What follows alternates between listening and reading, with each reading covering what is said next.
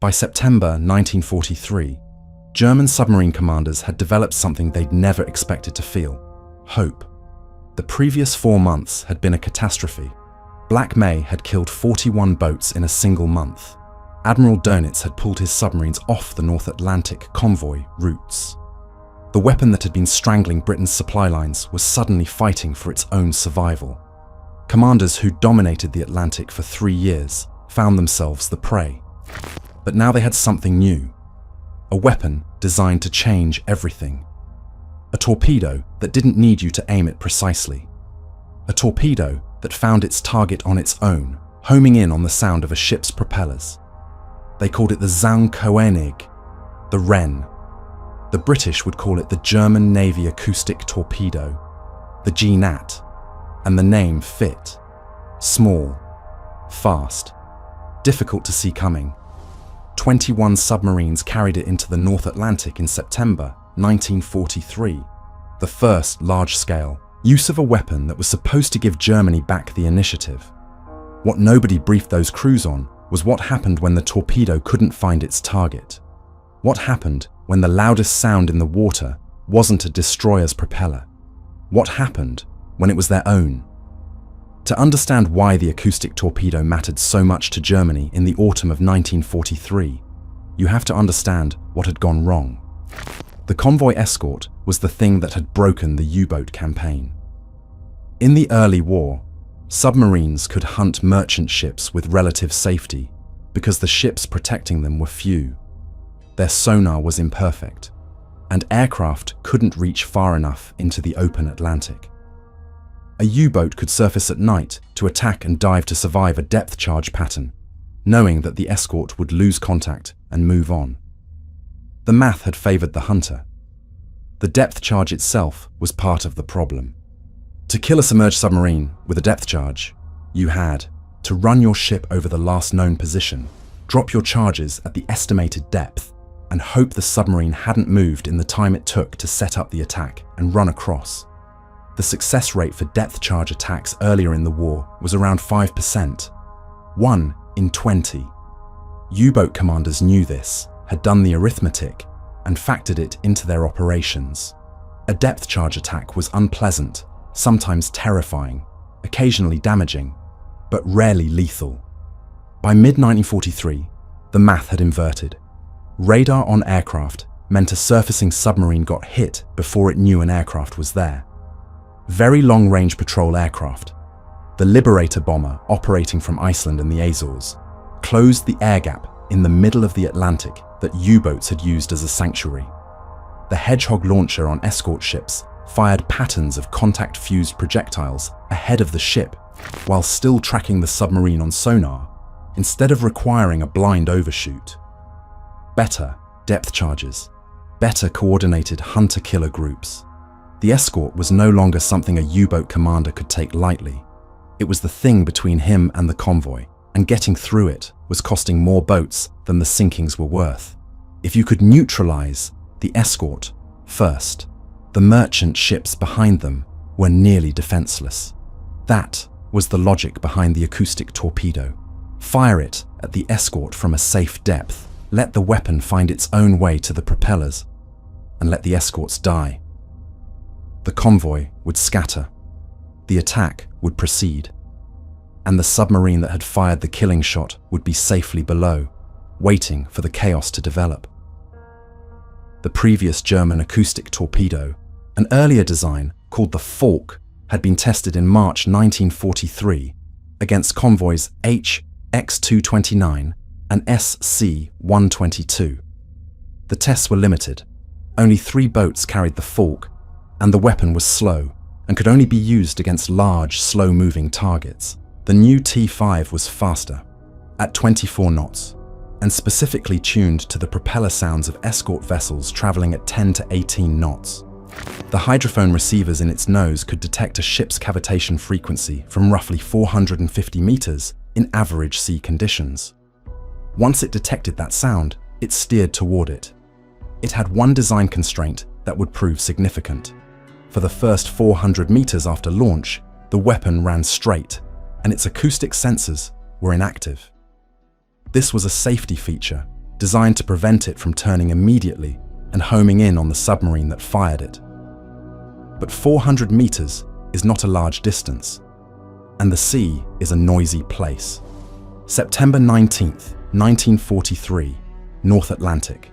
Two convoys had merged into one long column. Convoy ONS-18 from Liverpool, joined by convoy ON-202. Together, they made a large, slow-moving formation. Over 60 merchant ships, with a substantial escort of Royal Navy and Royal Canadian Navy ships. A wolf pack of 21 submarines, codenamed Lothian, was waiting. U-boat headquarters had briefed all 21 commanders on the new weapon before they sailed.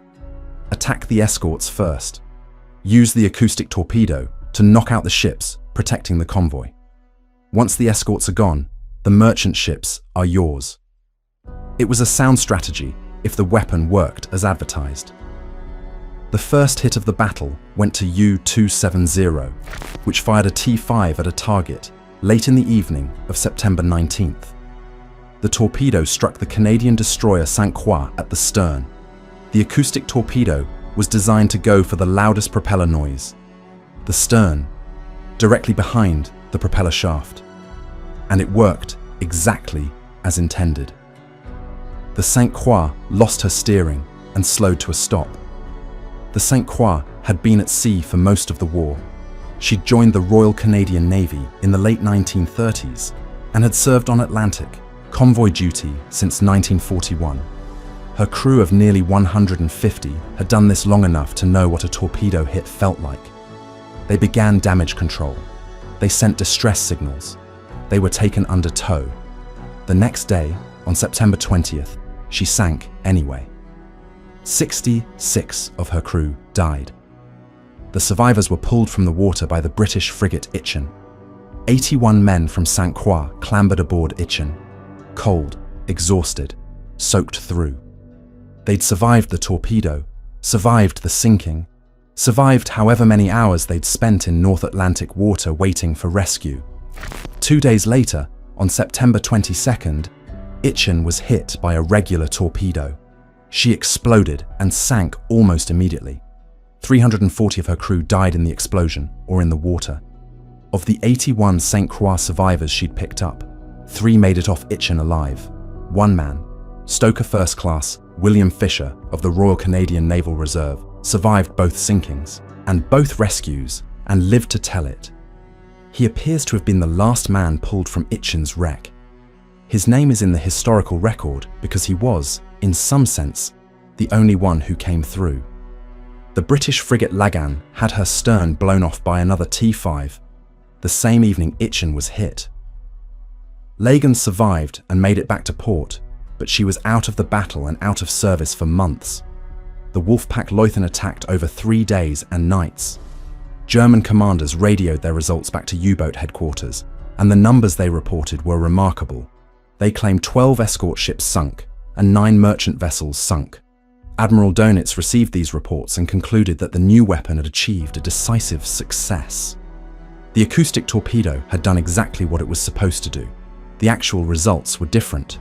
3 escort ships were sunk: the St. Croix, the Itchen, and the corvette Polyanthus, which was hit by a T-5 on September 20th and went down with all but one of her crew. 6 merchant ships sank. The rest of the convoy reached its destination. 2 U-boats were lost. Dönitz didn't know he was working with badly inflated numbers. In the noise and chaos of a multi-day convoy battle, in the dark, underwater, listening through hydrophones, submarine commanders genuinely believed they'd achieved more than they had. The acoustic torpedoes found their marks and exploded, and the crews heard the sounds. Some of what they heard were the Foxer decoys. The Allies had already begun deploying. Noisemakers towed behind escort ships that generated cavitation sounds louder than the propellers themselves, drawing the T-5 into an empty stretch of ocean. But the reports that reached Dönitz were triumphant. He ordered the offensive to continue. Here's the thing the designers had grappled with from the beginning. The T-5 followed the loudest sound in the water. When a submarine fired the torpedo from its bow tubes, the weapon ran. straight for 400 meters before its acoustic system activated. This was the minimum safe distance at which the designers believed the submarine's own propeller noise would have faded enough that the torpedo wouldn't lock onto the boat that fired it. 400 meters, less than a quarter mile. At the torpedo's speed of 24 knots, that was about 30 seconds of travel before the seeker went active. 30 seconds is not much. If the target was moving at convoy escort speed, 12 to 16 knots. The geometry worked. The torpedo passed through the arming distance, acquired the louder noise ahead of it, and ran toward the propeller signature of the escort vessel. That was the design case. But the ocean is not a design case. The ocean is varying water temperatures, thermal layers that refract sound unpredictably, background noise from waves and rain and distant ships and marine life. The torpedo's 2 hydrophone receivers pointed forward in the direction of travel, listening for the frequency signature of a propeller. At 400 meters, whatever was loudest in that frequency band is what the weapon chased. Sometimes that was the Escort. Sometimes it was a Foxer noisemaker the Escort was already streaming. Sometimes, in the worst case, it was the submarine itself, still turning its propellers, still making noise, still moving through the water. The German Naval Command understood the danger from the beginning. Their standard operating orders required a submarine firing a T-5 from a bow tube to immediately dive to 60 meters and run silent, engines as quiet as possible, crew told not to move. Everything that could be turned off was turned off. The goal was to become acoustically invisible before the torpedo completed its arming run and activated its seeker. Imagine you're in that boat. You've just launched the weapon, the tube is sealed again. You've given the order. The crew is still. The sound of the propeller shaft is still, running through your hull. You can't simply stop, because if you stop, you sink. You're reducing revolutions as fast as you can. 60 meters of depth is close to the maximum safe working depth for a Type 7 boat in good condition. You're counting the seconds. The torpedo is out there, somewhere in the water behind and above you, running straight on its preset heading. In about 25 seconds, it will activate, and whatever it hears loudest in that moment is where it's going. 7 minutes of fuel at maximum range. 7 minutes of silence in the boat, in the dark, at 60 meters, waiting to find out whether the weapon went ahead of you or found you instead. There was at least one confirmed case of a T-5 circling back and nearly killing its own submarine. U-862, a Type 9 submarine operating in the South Atlantic, fired an acoustic torpedo at what it believed was an Allied vessel. The weapon activated, found no valid target ahead, and began a circular search pattern. The crew of U-862 heard it coming. The torpedo's propeller noise is distinctive at close range, and crash dived. The boat survived. The crew knew afterward how close it had been. That incident became part of U-boat headquarters' understanding of the problem. The dive and silence procedure was already the standard order, but U-862's near miss confirmed that the procedure wasn't foolproof. The torpedo's seeker activated and found something that may have been the boat itself, and came back. Only the crash dive saved them. For other crews, apparently, the dive wasn't fast enough, or the engines hadn't been reduced in time, or some acoustic factor put their own noise signature above the ambient threshold at the moment the seeker activated. In December 1943, U-972 sailed on patrol into the North Atlantic. She did not return. No Allied ship or aircraft has ever been definitively credited with sinking her. No wreck has been located. No bodies were recovered. U-972 carried the T-5 acoustic torpedo. The German Navy's own assessment, and the conclusion that U-boat.net and several post-war historians have reached, is that U-972 was almost certainly sunk by one of her own acoustic torpedoes. A weapon that the crew fired at a convoy escort, which completed its arming run, activated its hydrophone receivers, and turned toward whatever it heard loudest in the water, which appears to have been the boat that launched it. The evidence is entirely circumstantial. No one survived to report what happened. The submarine simply disappeared in an area of ocean where no Allied action explains the loss. The timing of her disappearance fits the period when T-5 acoustic torpedoes were being used in combat for the first time, and when the risks from own-boat acoustics were still being understood. She's listed in the records with the same notation that covers hundreds of boats. Lost with all hands, cause uncertain, 47 men, gone somewhere in the North Atlantic in December 1943. The German Naval Command in Berlin received no final message. The boat was overdue, then officially missing, then officially lost. What those final seconds would have looked like if that torpedo did turn back, the acoustic seeker activating, the two hydrophone receivers detecting the strongest signal in the water, the weapon steering toward its own parent submarine. Nobody can say. Nobody was there. The mathematics of sound in the ocean at that hour, in that patch of water, in whatever sea conditions existed, are gone with the boat. U-972 is still on the bottom somewhere. The men inside have been there since 1943. The case of U-377 is better documented, though still disputed. She was a Type 7 submarine, launched in August 1941, commissioned under Commander Otto Kohlert. 11 patrols across 2 years, operating first in Norwegian waters, then in the North Atlantic. In those 2 years and 11 patrols, U-377 never sank a single ship. She'd survived everything: depth charges, air attacks, close calls that we know about from the patrol records and that we can only guess at from the gaps between entries. In January 1944, she carried a load of T-5 acoustic torpedoes into the North Atlantic on her 11th and final patrol. U-boat headquarters expected her back on course to France on or about January 29th. She didn't arrive. By February 10th, she was listed as missing. Eventually, officially, lost with all hands. What makes U-377's case different from U-972's is this. The German Navy received coded emergency radio messages around the time of her disappearance. At least 2 messages came through, but they were unsigned and partially corrupted. Investigators after the war could not definitively attribute them to U-377. One of them may have come from the nearby U-305 instead. The German naval historian Axel Niestle, working from post-war records, documented the conclusion that U-377 was sunk on or around January 15, 1944, by one of her own circling acoustic torpedoes. This is also the conclusion recorded in Jack Showell's book on U-boat command and the Battle of the Atlantic. Showell's connection to this case is personal. His father was a crew member of U-377, lost with the boat.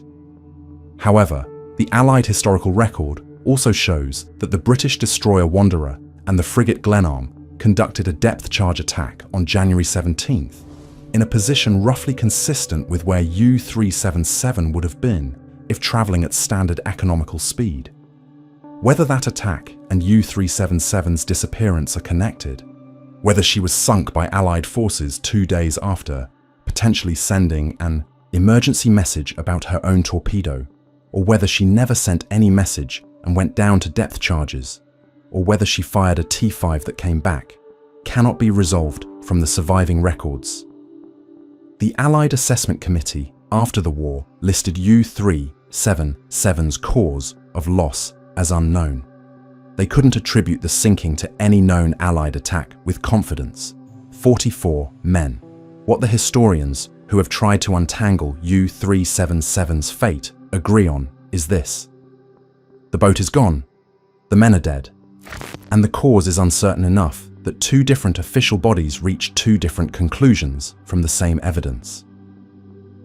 The German naval historian Axel Niestle, who has examined German U-boat losses systematically in his post-war research, concluded that own torpedo was the most probable cause. The Allied Assessment Committee, reviewing the same body of evidence, couldn't attribute the loss to any known Allied action with sufficient confidence. That uncertainty, the inability to say with certainty whether 44 men died because a British destroyer found them or because their own weapon did, is itself a kind of answer about the T5 acoustic torpedo, a weapon that functions correctly, kills your enemy, and leaves a clear record. A weapon with a flaw that can also kill you, leaves questions that can't be answered from the surface. The Allies had known the acoustic torpedo was coming before it arrived. Allied intelligence had excellent information about German weapons development throughout the war, and they'd been tracking the acoustic torpedo program for months before the first T5 was fired in combat. British naval engineers had been working on countermeasures since before the weapon entered German service. By the time the battle for convoys ONS-18 and ON-202 began in September, they had something ready to deploy. The Foxer was a simple device. 2 metal pipes dragged through the water on a cable several hundred meters behind the escort ship, generating mechanical noise by clattering against each other as they moved through the water. That noise, louder than the ship's actual propellers, tuned to roughly the frequency the T5's hydrophones were seeking, attracted the incoming torpedo away from the ship and into the cable's wake, where the weapon circled the noise source until it exhausted its fuel supply and sank. The Allies deployed Foxer on all transatlantic escort vessels by the end of September 1943. The same week, the Battle of ONS-18 and ON-202 was still being fought.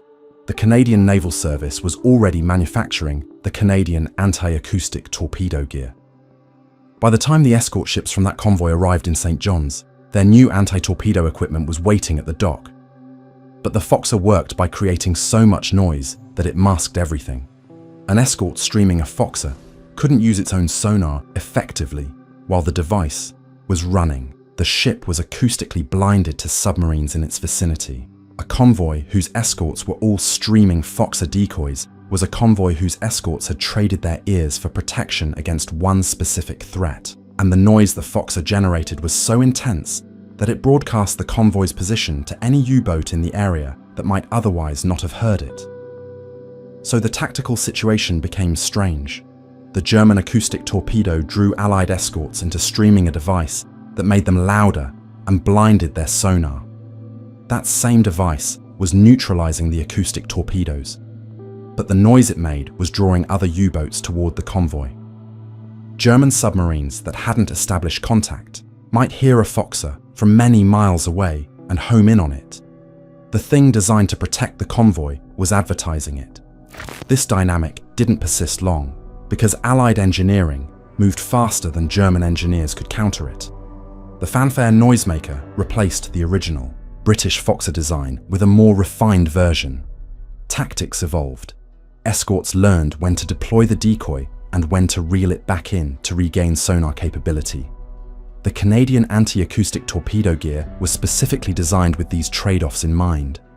What doesn't change is the underlying arithmetic of those first weeks after the T5 entered combat. German commanders reported 12 escort ships sunk. 3 were actually sunk, the discrepancy between 9 and 3. The 9 escorts that existed only in damage reports radioed from submarines to Donitz's command, then never verified, illustrates something important about what the acoustic torpedo actually created. When you fire a weapon that homes on sound, you hear its explosion. You may be too far away to see the result. If the weapon hit a Foxer decoy and exploded harmlessly, you heard an explosion. You logged a kill. Your boat's log says 1 more escort is on the bottom. Donitz's planning staff added it to the total. The next convoy attack was planned on the basis of an escort force that didn't exist as described, with losses that hadn't happened. The overcounting wasn't dishonesty.